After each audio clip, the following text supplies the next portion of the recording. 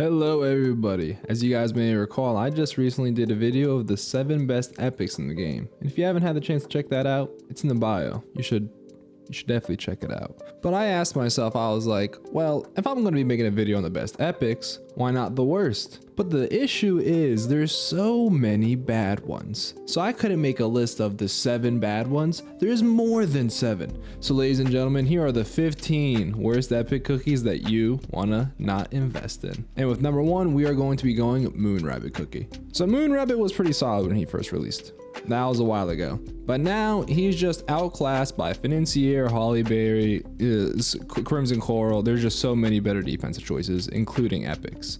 So when we look at his skill, the reason why is because he doesn't really provide that much actual defense. He provides healing and some hit damage, but he really does nothing to keep a team alive or a specific cookie alive. So that's why he's on this list. Now coming in at number 2 is Fig. Fig is a support cookie who really doesn't do support. Now if we take a look at his skill, as we can see here, he summons a flock of angered fig birds that attack the enemy. That doesn't sound like supportive at all. How's that supportive?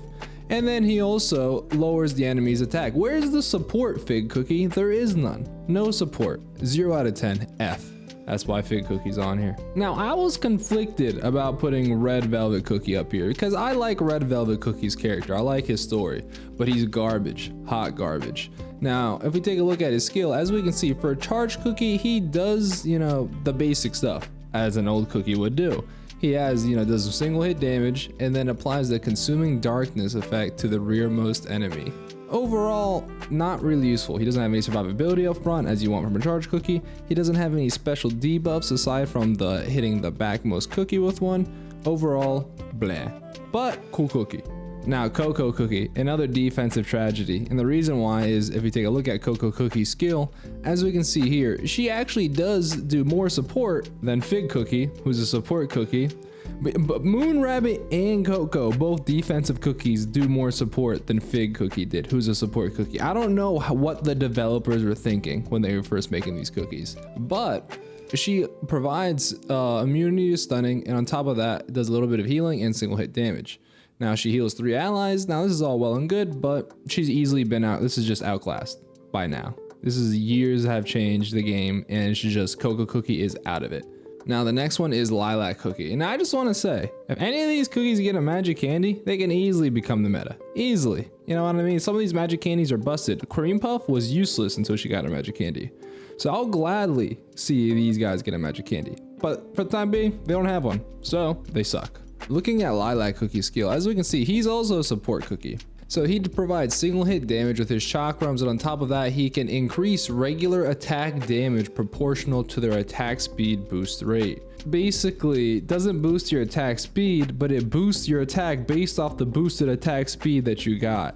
Maybe that's why Lilac Cookie's useless nowadays. Maybe why. Maybe that's why. So coming in at number 5, or is this 6? It doesn't matter. 5 or 6. We're gonna go with 5. It is Pastry Cookie. Now, I actually also really like Pastry's story. This is kind of like the Red Velvet scenario. I like what the story they built around these cookies. They're just useless. If we take a look at her skill, she's a ranged cookie, and she actually does have a pretty respectable skill set for a ranged cookie, but it's just so old. It doesn't have enough attacking power that you would need from a ranged cookie at this point of the game. You got a lot more ranged cookies that can just deal sheer amounts of damage. You got Creme Brulee. You know what I mean? Like, it's ridiculous. There is so many more better ranged options than Pastry. Now, this is the one that everybody gets, and almost everybody asks if they're good or not, including me when I first started playing this game, and that is Chili Pepper. So to answer your questions, beginners or anybody who just doesn't care to look into Chili Pepper, she sucks. Do not invest in her. She is bad.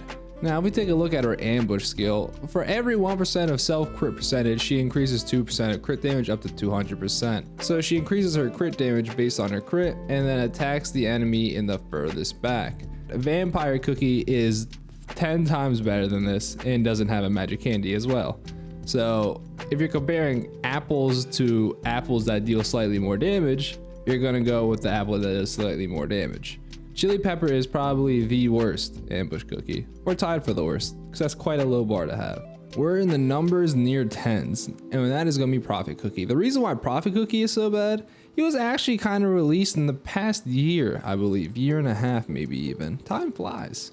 But Prophet Cookie is all RNG. So he can have 7 prophecies and they can go from 172% damage to 600%. That is nearly quadruple the effectiveness from the worst to the best. And not only that, but his healing and buff giving is relying on the prophecy RNG too. He is a cool cookie, but useless in the arena in any PvE because you can't rely on him consistently. You could easily get a roll at number 1, have your team obliterated instead of rolling a number 7.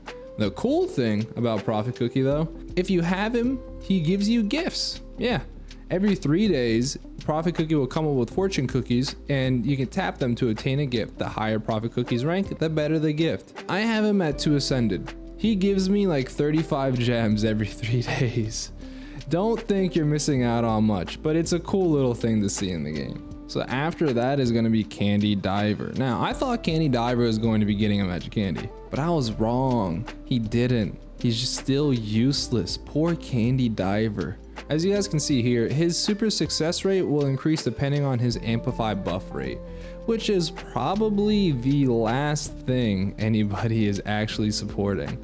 Now, I get it, he's a support cookie. Maybe amplify buff makes sense. Maybe as a substat, amplify buff would be nice, but you don't want it to be your primary focus. When you have things like cooldown and attack that both can increase the amount of healing done and quicker, Candy Diver sadly falls short. Now, one of my other favorite cookies that I have on this list, because I think he's such a cutie patootie, and that is Herb Cookie, is a cute little guy. Look at him, but he sucks. Now, if we take a look at his skill, he is a healing cookie, and unlike Fig Cookie, who's a support cookie and does no support, Herb Cookie actually heals. Amazing, hallelujah, it's raining men. But he heals so poorly. Actually, I just noticed there's a typo here. That should tell you everything you need to know about Herb Cookie. Don't invest in Herb Cookie. Don't do it. Kumho is a cool cookie. She's actually that ghost fox. She's a charge cookie that deals single hit damage, hits up to 5 enemies, and applies the charm debuff with defense minus 20% for 8 seconds. Rebel Cookie can lower defense by 82% and increase damage dealt. This is nothing.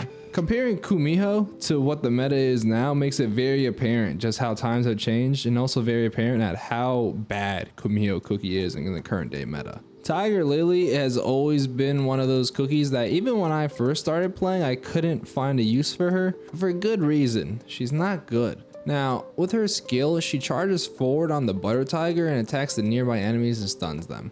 And then she inflicts close range serial damage with its claws.